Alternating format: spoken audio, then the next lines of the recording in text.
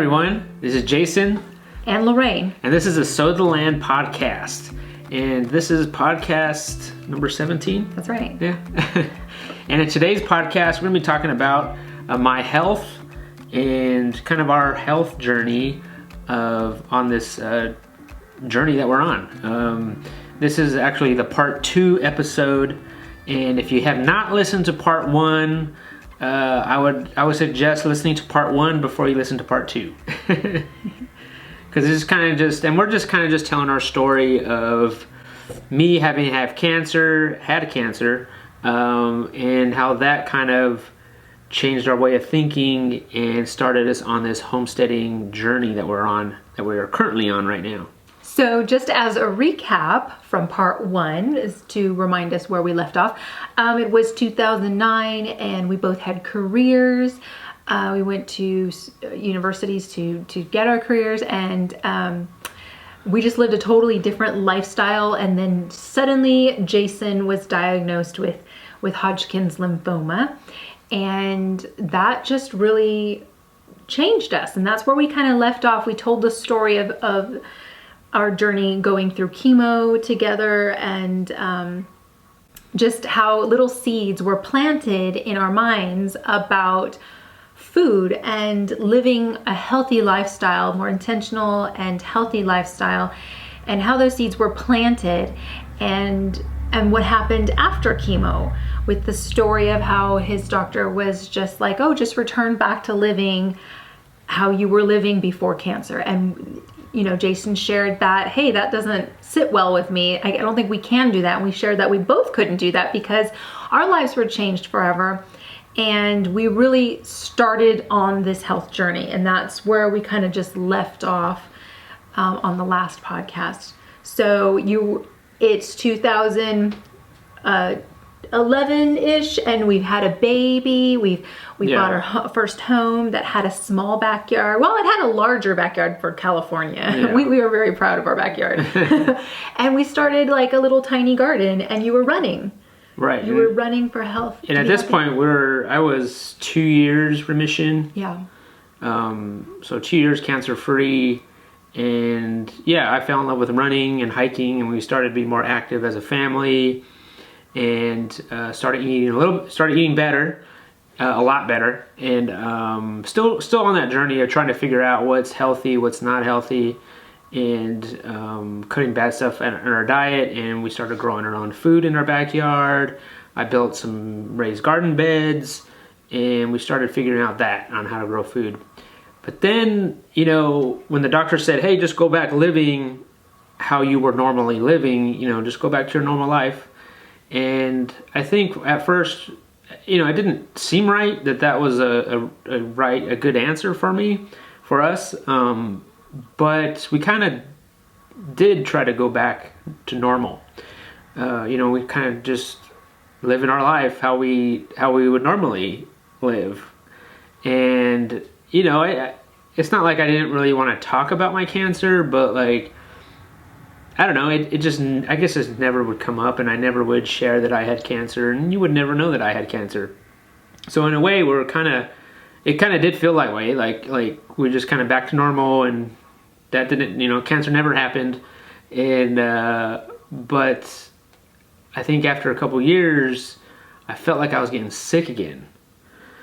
You were still working in your office job. You worked in an office under artificial lighting, and you were there all day, and just sitting down all day. Yeah, in front of a computer all day. And I had this job for 16 years, doing the same thing over and over again every day.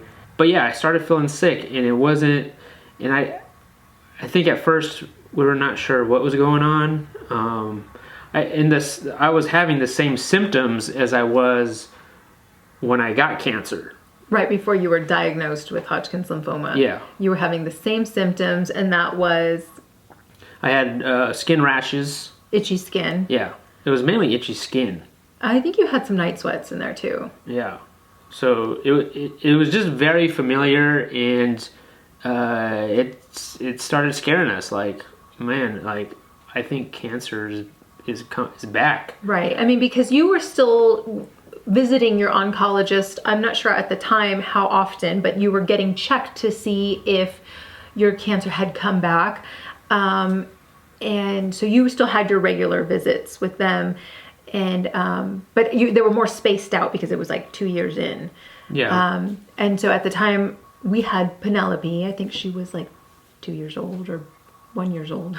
Right. And so you had this, you started out with just being itchy, and then it started turning into like a bigger rash. I mean, I felt like it did you feel like it was fast? Like it just came on really fast, or did you feel like it was just gradually happened? I think it was gradual at first, but then all of a sudden it was just like an all over body rash that I was having. Yeah. I didn't have not that I noticed, any like enlarged lymph nodes or anything like how the cancer was. But it was a very much uncomfortable, fiery rash going on. Like just about my entire body. Was like just raw. I felt like I was on fire. And then this is when we started going to the doctors, and we're like, okay, what's going on? Like, is it cancer? Is it not cancer? Right. We went back to the oncologist, and we had gotten to so many PET scans and CAT scans and all kinds of scans. Mm-hmm. And because that was our first person that we were going to go to find out, because that's obviously what we thought had returned. And they said that it was not Hodgkin's lymphoma. No, they said it wasn't cancer. So they sent you somewhere else. They said, well, we don't know what it is, and we're just dealing with cancer, so it's not cancer. So you have to go to an allergist, right? Is that where they sent you? Yeah, well, it was just kind of going through the emotions, right? Like, if it's not oncologist problem, well then maybe it's your primary doctor. The primary doctor, maybe it's the dermatologist, maybe it's the allergist. Yeah. And then that's when it started us on this journey again of like, okay, what's going on? Right. Like, is it cancer? Is it not cancer? Like, what's going on with me? And I'm talking about, this is not just like a little rash here and there. It wasn't like, oh, I have a little patch of eczema. It was like full body rash. His skin was purple.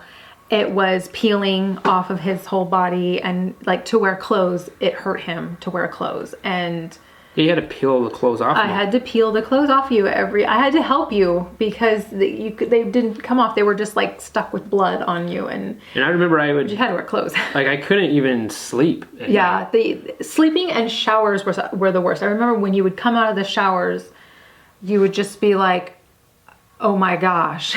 I'm in so, like, I remember. I was on fire is what it was. You were in so much pain. Like, it was painful, too, because your skin was just so raw. And, and I remember we went down the list of doctors. By the way, I do have to make a disclaimer here. We are not anti-doctor. We're not, even though this story and the previous story kind of sounds like we've had some crazy experiences with doctors. We are not anti-doctor. We have a lot of family members and friends that are in the medical field, and we really appreciate their education and what they do. This just happens to be our story and the situations that have happened to us, our experience. So we are not, I'm just putting that out there, we're not anti-doctor. We have some really great doctors that we work with for our health and Penelope's health. It's just the past story. So we went down the line of who to see, and everyone kind of just passed us off. The oncologist passed us off to the primary, and the primary was like, I don't know what it is, go see an allergist. The allergist was like, I don't know what it is, go see a dermatologist. The dermatologist was like, I have no idea what it is. And every time I remember thinking, if one more doctor shrugs his shoulders at you and sends you out the door with nothing, sometimes they would send him home with steroids, but he had been, like, everybody had suggested steroids, and I was thinking, like, I think they're making you worse, because every time you tried a new steroid, it would make you worse. So there was, like, no hope there. Like, we would come home with no hope. And we even saw, like, a holistic, like, naturopath doctor, a nutritionist. I can't remember. I think we've pretty much seen every doctor you possibly can see. You went to the ER a couple nights. And everybody they just see my past history with chemo and cancer, and then that's what they would say, like, this is probably like some kind of reaction to the chemo. That's what they were telling me, and maybe that was true. And it could be maybe they really didn't know, and they just saw that past history of that, and just say it's because of the chemo. So how long of a time frame are we talking about with this rash? I think it was about a year. I think it was about a year. I mean, I remember there was a 7-month period where we saw where it was just awful. I just remember 7 months was just awful. So I think it was about a year that you had from entirety. Yeah. The whole rash. And that's a really long time. And it was a year of just, I couldn't even sleep. I remember at one point you couldn't extend your arms. Like you had to have them like this because it hurt you to extend them. Yeah, like, because they were so raw. Yeah. And it felt like my whole body was on fire. Yeah, and I remember it was really hard because we had just had Penelope, and she was so little, and sometimes she would climb over to your lap, and yeah, I couldn't even hold her. Yeah. So that was really hard, and to see him like that. Yeah, I mean, it was a tough time. It was a super dark time. I felt like it was a worse time than when I had cancer. I remember you saying, I almost wish I would go to the oncologist and they would say, you have cancer. So then you would know, okay, I can just go through chemo and get this over with. But like nobody knew what you had. And everyone was just like, I don't know what you have. That sucks. Yeah, no one can give us an answer, and everyone just shrugged us off, and we didn't know what to do. I remember just hoping that I remember praying that that it would be cancer. Because then at least we would know what it was, and we could take the steps to take care of it. So I was actually praying for cancer, which is crazy after I had just went through that. But we didn't know what else to do. No one wanted to help us, I felt like.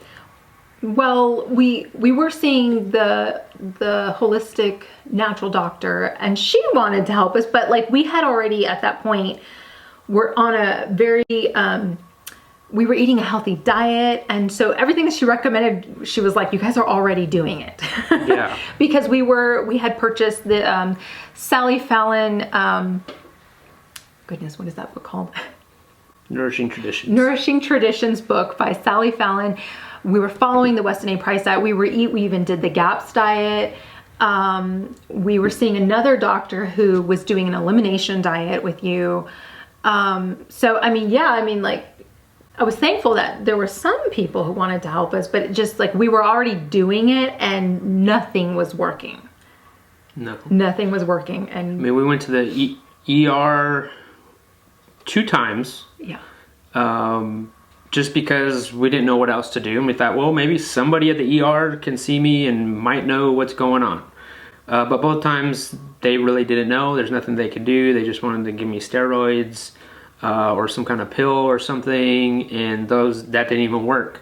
We were at a loss what was going on. And one day I remember like, I think we need to start praying more. Yeah. I think that was the first time that we actually prayed as a family. Yeah. Because we didn't know what else to do. We're like, we just need to. So like from then on, like every breath was a prayer. Oh yes. Like I would still go to this. I was still going to work.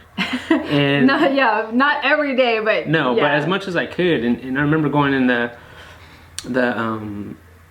restroom or on my lunch break or something like that, and I'd just be in there just praying. Like something, like give us something. Like either I was praying for cancer or I was praying for somebody to help us out here because we didn't no idea what to do. And I felt like almost I was deteriorating. Yes. Like I was just like slowly wilting away and I didn't know. Yes, he slept a lot. It was like he was going through chemo all over again, but I felt like it was harder because I had a little 2-year-old and I was like determined to make all of these meals by scratch. and healthy meals, and I was like determined we've got to heal him. And it was harder because we didn't know what you had. Like before it was like, okay, you had this and you go through the chemo and you're gonna get better, but this was like nobody knew.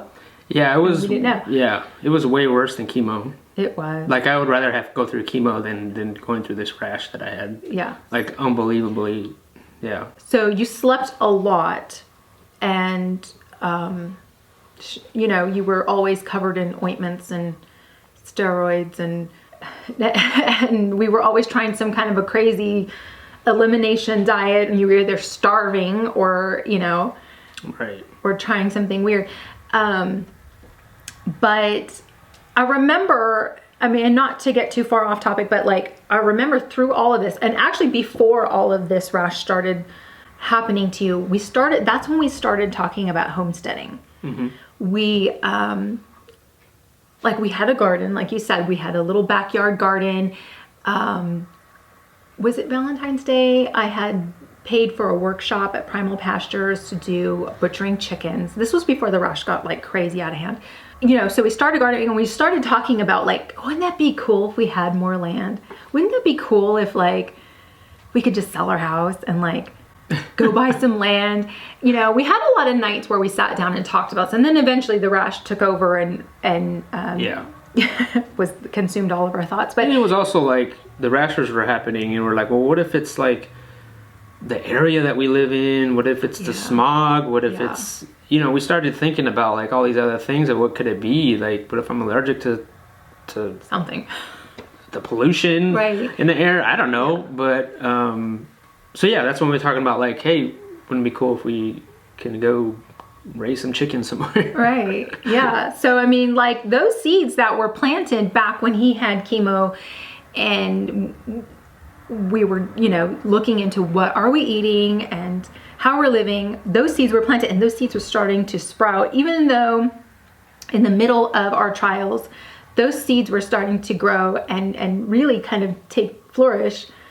And we were talking about them and kind of sort of being active about it. I mean, you still had the body rash, but we still were dreaming together. You know, we still had hope. Yes. Of like, we can go live somewhere else, and we can go live somewhere that's healthy for you, and we could grow all of our own food that would be healthy for our whole family. Right. And and that's when we started slowly, I think, also started getting rid of stuff in our house. Yeah. I started thinking about more minimally and like because it didn't matter. Like nothing mattered. He was so sick. He was on, I mean, I call it the deathbed, but he was in bed so sick, and nothing mattered to me. I had boxes or storage bins full of designer clothing that I'd worked in the fashion industry. Some of them still had tags on them, and I would just pull them out seasonally to kind of just wear for the appropriate occasion. I didn't care. Like, I was just like, people would come over and I'd be like, pick through the bins. What do you want? Take it. We were getting rid of stuff. Like we had just like binfuls of stuff we would just get rid of. Mm-hmm. And it felt good. It did. It really did. Like, surprisingly, it just felt like things didn't matter anymore. Yeah. What mattered was our health, and that's really all that mattered.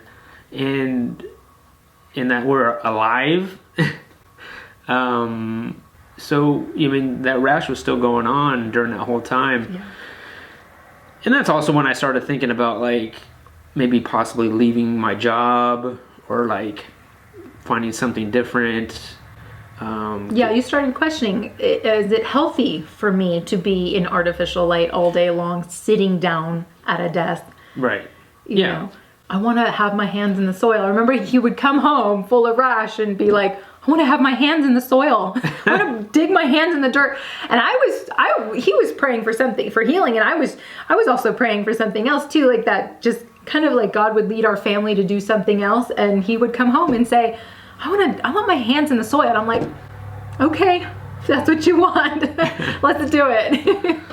You know, after we started like really praying and like, you know, like we were praying like so much. I remember just driving to work praying, like I'm at work praying like so much that I remember, I think a few weeks later after that or so,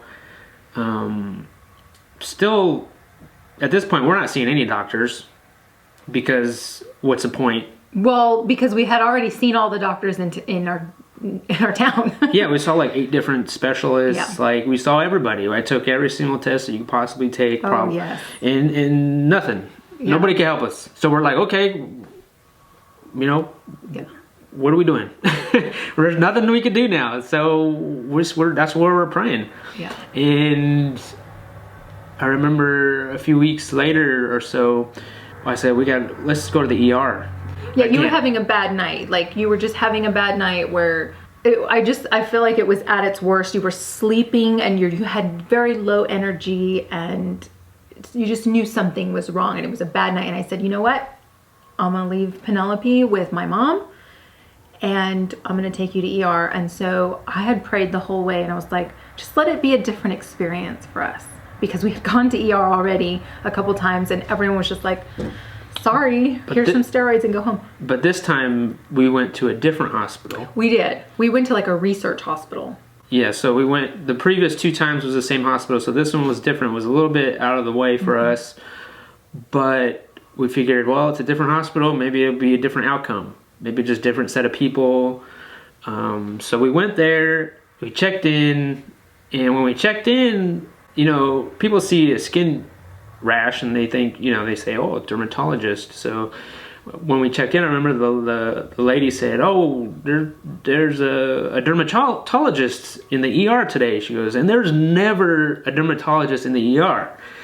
And we're just like, okay, whatever. Not another like dermatologist who specializes in Botox. I don't want to hear about it. Right. And so, you know, they go and see us and the dermatologist, as soon as he walks in the room, he's like, I know who can help you. Well, first, he starts treating Jason as like a burn victim. He's saying, like, if this kept on going, you could have died. Right. Because you were losing so many, I think it was called electrolytes through your skin. And you were just losing so much out of your skin because it was just having to replace itself. And so he was saying, okay, when you go home, you're going to start this new treatment. Or was that the doctor you saw? That was a doctor I saw. Okay. Like he had that, I think he had mentioned that. He knew. He said, you're going to go see this skin guru. He's a skin guru. He's a doctor. He knows all about what you have. And he's going to put you on this protocol, like treating you as a burn victim. Right. Because basically that's what you looked like at that point, from your neck down to your toes. Still couldn't say like why I have this. Right. But that gave us hope because we were it gave us like, okay, this is something different that nobody had mentioned before.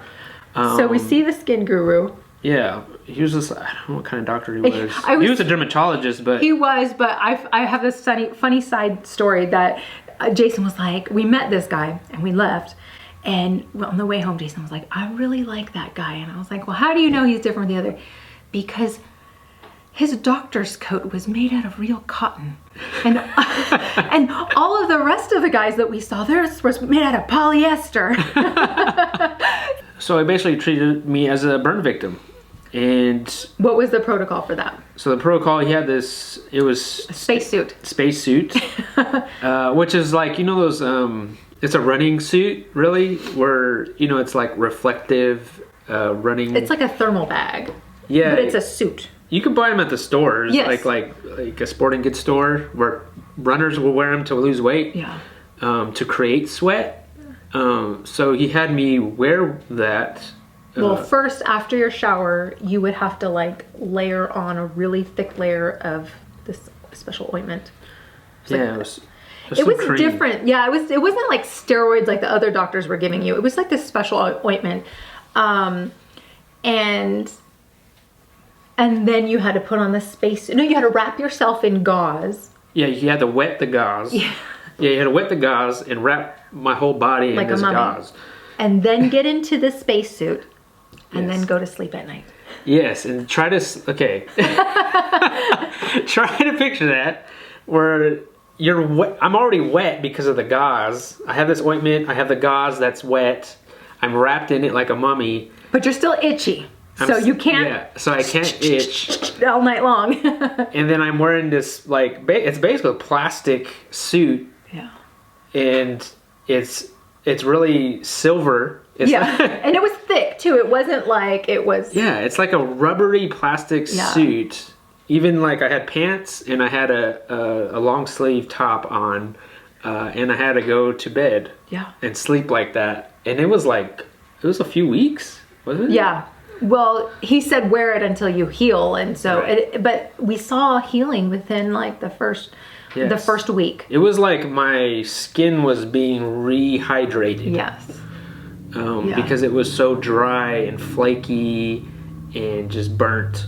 Yeah. And he was treating me like a burn victim, I guess. And in the meantime, though, while you were doing that, he was like almost 100% certain that your lymphoma had manifested itself into the skin. He's like, I've seen this many times before, people who've had lymphoma, and it reoccurs in the skin.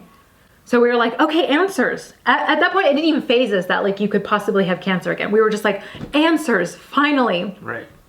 So he did a biopsy on you, and that just... what that is it just removes part of your skin, and then they take it into a lab, and it ended up being negative. And he was like, no, we're going to do another biopsy because I know exactly what it is. And you did another biopsy, and it was negative. But by the time the second biopsy, we had seen so much healing.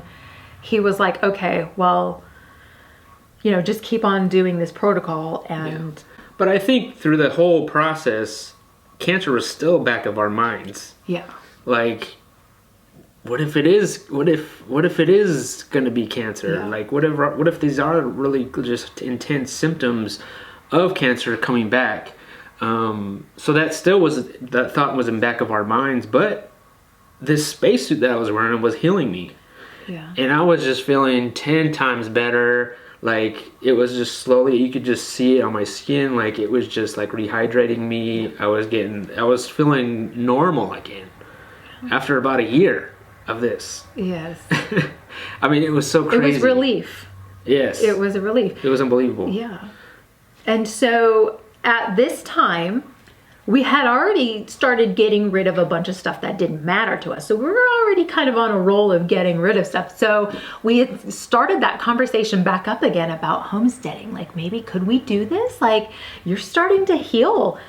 What if we just put our house on the market and see what happens? And like, let's start selling more stuff that we know we're not going to live with and use. And, what would it look like for us to start a homesteading journey? Like, we were researching the word homesteading. We were looking into, like, at the time we didn't know about YouTube.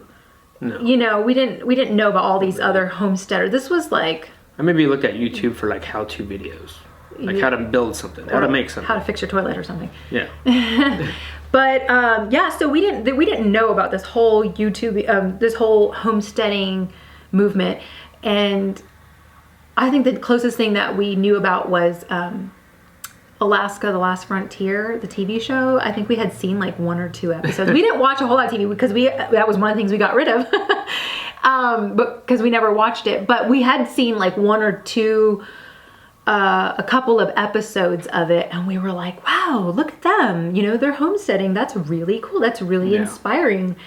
And we were like, what does it look like for us? And so we started dreaming together and talking about like, well, if you get better, maybe we could do this. Right. And it's just something that I think we kind of fell in love with. I mean, at first it is kind of romantic. Yeah. Of like, oh, we're going to live off the land somewhere. Yeah. We thought, oh, maybe we could be off grid. Maybe we could live in a tiny home or a yurt, or, it kind of gets romantic. But, our health was important. Yeah. Was the main importance here. Because we said we're not going to leave and then, sell all our belongings, go leave to a different state, leave our family, behind, and then go in somewhere and then you're really sick again. Because if we don't have family to help us out with, helping me out with Penelope and you, and that's just not going to work. Right. So we talked about like if you got better, when and if. Right. And so during as I was getting a little bit better, where I could actually function, and it wasn't that much of an issue or as bad, that's when we sold our house. We did. That was our plan, was to sell the house, move in with your mom, because she was just there by herself in a bigger house, and so we were just going to move in with your mom and just kind of see what was going to happen to us. Yeah, and cancer still was in the back of our mind. Yes. Of like, what was this thing that I had or have that I still kind of had at the time, as the rashes. I still had it. It was still going on, but not as bad.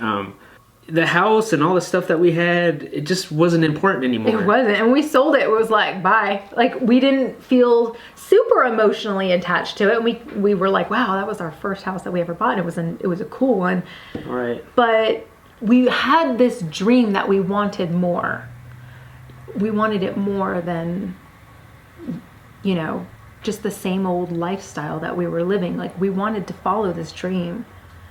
Right. We just didn't know what that looked like yet. I was still having a little bit of issues here and there, but still, kind of cancer still was in the back of our minds. And we said we're going to live with mom for a year, and then we're going to see about looking at different areas, at different spots that we could possibly move to. Mm-hmm. We traveled a little bit. Yeah, we kind of went on vacations and kind of looked at different areas, and still continue to try to save some money. And I still had my office job. You were home. You didn't have your job anymore. Right. I was home because it was very important to me to take care of you and to cook nutritious meals and do all the things. Right. And then it was during that year, after looking at all these different places, we vacationed in North Carolina. We did. We were here for like a week or two, and then we really fell in love with it. We did. We really enjoyed the area. Of course, it was the furthest away you could possibly be from our family. I know, so which is scary. That's not what we wanted to do, but that's where it ended up being. And so I think it was like a few months after we had visited North Carolina, we're like, okay, what are we going to do? Are we going to move there? Or what are we going to do? We're just going to keep on talking about it. Because after we visited, we came home and we kept on talking about it. That's all we talked about, was like, wow, North Carolina, it was the growing season and the weather, and it was so beautiful. Everything was so green, and nobody has to worry about water and the drought, and the people there were really nice, and like there was community there, and there's homeschooling, and we just kept talking about it, and everywhere we turned we kept seeing little things about North Carolina. And so, like you said, we were like, okay, what are we gonna do? We're gonna keep on talking about it, or are we gonna and it was just do something about it? It felt like there was this momentum that we just kept on talking about it, and it was just became this thing that it just kept on building speed. But still, the one thing that was holding us back was my health. I felt pretty good, after doing the spacesuit for some time, and so I ended up flying to North Carolina by myself and looking at a bunch of different properties, probably 12, 13 different properties in a few days. Mm-hmm. And I would just send you pictures and be like, hey, look at this one. I saw this one today, or what do you think about this one? And I was like, not the one with the mobile home. Not that one. It ended up being the mobile home one. Yeah, you came home and you were like, I think I found the right property for us. It will be the mobile. No. I was like, no, I can't live in a mobile. I'll live with I have no problem living with your mom, but I can't live in a mobile. I just can't do it. So, but we prayed about it and we talked about it together, and this was our dream, and this made sense. I mean, financially it made sense, and well, I don't know if ever financially it made sense. We were kind of risky. Yeah. But I mean, it was doable. It seemed doable. Yeah. And so, we ended up purchasing this property, and right. And then, well, before we purchased the property, there was a big decision to make, because we weren't sure if we should do it if you were still going to be diagnosed with cancer again. So I think we had like one more PET scan. We bought the property before. Oh, we did? Yeah. So we ended up buying the property, but still, like I said, there's that possibility that my cancer would be back, because that still was lingering in the back of our minds. Like, what if this thing is cancer? And what if this spacesuit thing that I wore was just kind of like a Band-Aid? Right. And then it's just going to happen again. It's going to come back. And so after I came home, we got the property. 6 months. We didn't move to North Carolina until about 6 months after we had bought the property. So during that time was when we were trying to get everything in order to make the move, where I had to, my plan was just, I'm going to quit my job. Right. With no job when we moved here, and that was just the plan. And also another plan was, we need to know if this is cancer or not. Like, we need to do another PET scan, CAT scan, blood work, and all that stuff to really see, like, okay, do I have cancer or not? Are you healed or not? And so I remember, what was it, a month before we actually moved here? Maybe a month or two? Yeah. It was a month or two before we were planning on actually making the move to North Carolina, where I did a PET scan, and we were going to go to, every time you do any kind of test, it's always like a week or two before you hear the results. Mm-hmm. I mean, that's like incredibly patient. That's torture. It's so much torture. But at that time, we had gone through it all. We had gone through so many tests and procedures and all this stuff, from the cancer to the rash, that we were kind of gotten used to that, of waiting and being patient about it. We had to know the results, right? Like, we had to know, okay, is this cancer or not? And I think we said to ourselves, like, if this ends up being cancer, then there's no way that we could go to North Carolina. Like, this dream of ours is probably not going to happen. And we went to the doctor's office, and they said it was no cancer. Yeah, I remember that day. So it was almost like we flew out of that room knowing that, okay, we're going.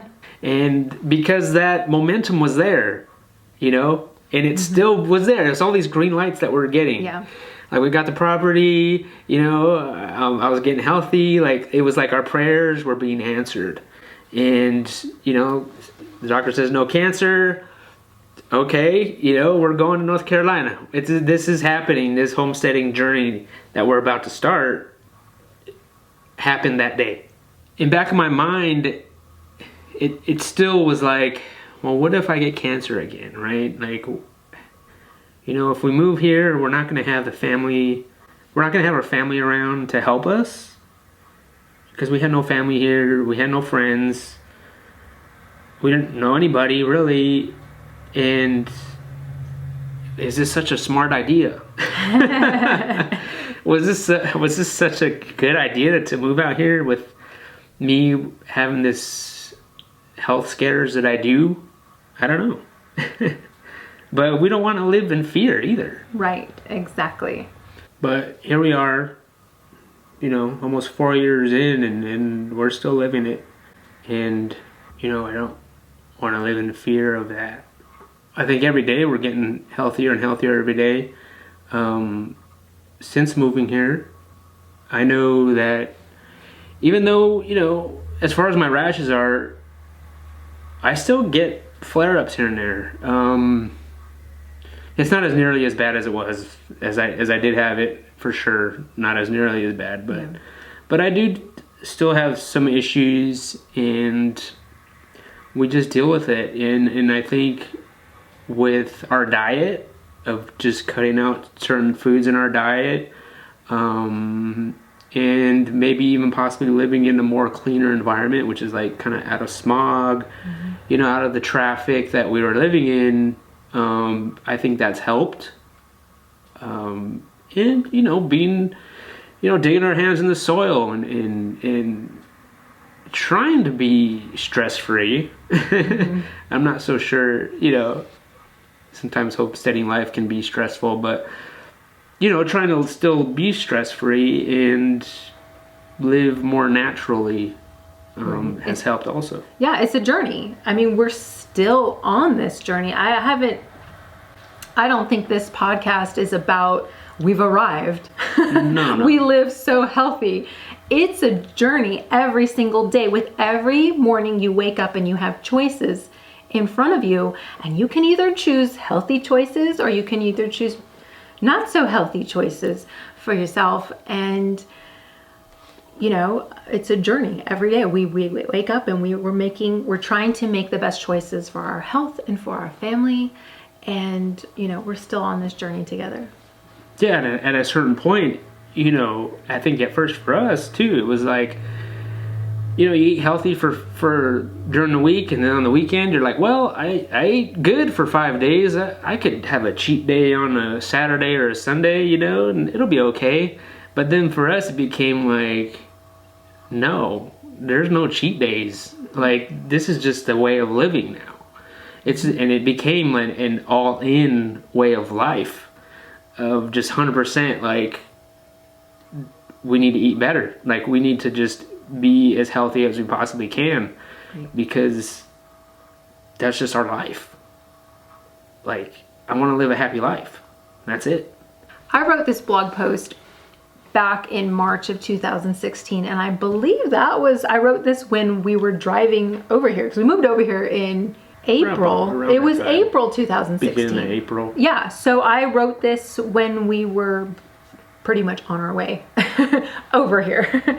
So I just want to read it to you as a final conclusion for this podcast series of Jason's health. And it's basically the story condensed in a nutshell, but I just want to read it and share with you guys what was on my heart. I actually titled this blog post, The Farmer and His Seeds. After I graduated college, I got married and began my career in the fashion industry, working for a high-end Los Angeles-based fashion designer. My lifestyle was, at that point, all about consuming. Work was competitive and stressful. Days were long, and I remember feeling empty, constantly hungry and eager for something that I didn't possess. Outside of work, I collected vintage furniture, vintage and designer clothing, and stuff that fulfilled hobbies. I would attempt to ditch the stress by attending hot yoga classes, but that just added one more task to my long schedule and brought me home later and less time with my husband. I grew bitter about not having enough time. The days of going to church with my family seemed like an impossible tradition to carry on, and too late to start with my husband because we were already set in our ways, and well, our schedules were already full. I believed in God. Wasn't that enough? In 2009, when Jason was diagnosed with a lymphoma cancer, we prayed together for the first time. But when Jason became in remission, we returned back to our busy lives as normal. Then, in 2014, Jason came down with another serious illness, an unexplained full body rash and night sweats. Those are the same symptoms as lymphoma. Maybe because it seemed like yesterday, but I am always thinking about what we just went through and how he was so sick and how I just kept begging God to heal him. And he didn't. For 7 long months, he didn't. I prayed for healing every day. It just seemed that Jason was getting worse. I started praying so much that every breath was a prayer. Every footstep was a prayer. At first, I was angry with God. How could a God of love allow this to happen to Jason? How could he ignore my cries out to him? So one day, I just started praying differently about my trust and my strength to get through this. It was such a difficult and dark time. There were nights when I had to help him with his clothes, but they didn't want to come off, so I had to peel the dried, blood-stained clothes off of his raw, rashy skin. There were days when I hoped our daughter didn't hear his screams of anguish. It was such a difficult and dark time when I had to hush a toddler's happy squeals into a whisper because Daddy's sleeping, and keep her entertained when all my brain wanted to do was fix Daddy, even though there was nothing 7 different medical professionals could do. Nothing. It was such a difficult and dark time. Sometimes I heard him cry at night when he thought that I had already fallen asleep. I couldn't imagine the pain that he was going through. I just wanted to lay my head on his chest and listen to his heartbeat, but I couldn't. I couldn't even touch him. Then I would lay in bed at night and cry too, but not because I was tired, not because I was scared, even though I was all those things. I cried for him. I missed his funny ways. I missed him and the times we had together, not the stuff I was surrounded with. I wondered if this life would always be like this for us, if this was the new normal. I prayed and asked God if he wasn't answering my prayers of healing because he was going to take him from me. I begged him not to. It was such a difficult and dark time. Lots of tears and crying from both of us, but I couldn't even hug him when he cried because his purple skin was peeling and bleeding all over. So sometimes I just hugged his head and I prayed out loud over him for healing and for strength and to get through this. It was such a difficult and dark time.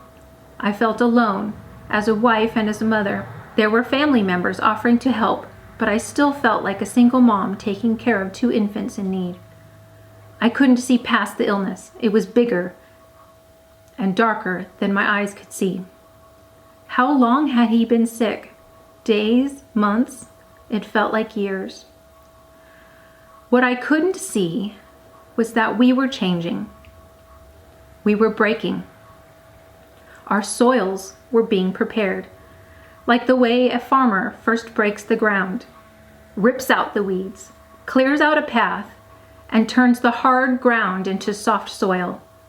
Because you see, the old dirt wouldn't have been ready to receive what was to be planted. It was during these difficult and dark times was when I learned I was weak in my faith. I had doubted God and his plans for us. It was during these difficult and dark times was when I felt the comfort and closeness of God in my heart because I allowed God to meet me in my darkness. Because I was reading scripture, praying throughout the day, and earnestly seeking him. It was during such difficult and dark times was when I learned how to pray. I stopped praying for what I wanted, which was immediate healing. I started praying that God would give us strength to endure this painful and dark season. I started praying for the grace to benefit from it and the willingness to let God use it however he sees fit in order to bring glory to his perfect kingdom, and the courage to tell others how God worked in our lives. Jason still isn't completely healed, but he is alive, and we are changed because of our journey. I left my career in the fashion industry shortly after Jason went through cancer, chemo, then remission. Little did I know that just within a short time, this prideful girl would willingly strip down to nothing and surrender my belongings, my career, my car, my big beautiful home, my designer clothes, my time, and my heart, to have a real relationship with Christ. Since this illness, Jason and I have sold most of our belongings and are in the middle of moving across the country to find land and build a homestead and live with less and live simply.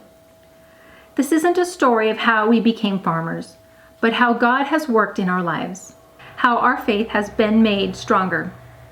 Our hearts have been prepared, seeds planted, and now as a married couple, it is up to us to keep our roots in Jesus and bear fruit for others to see God in our lives. It's up to us to use our story of how we grew our faith to share with others.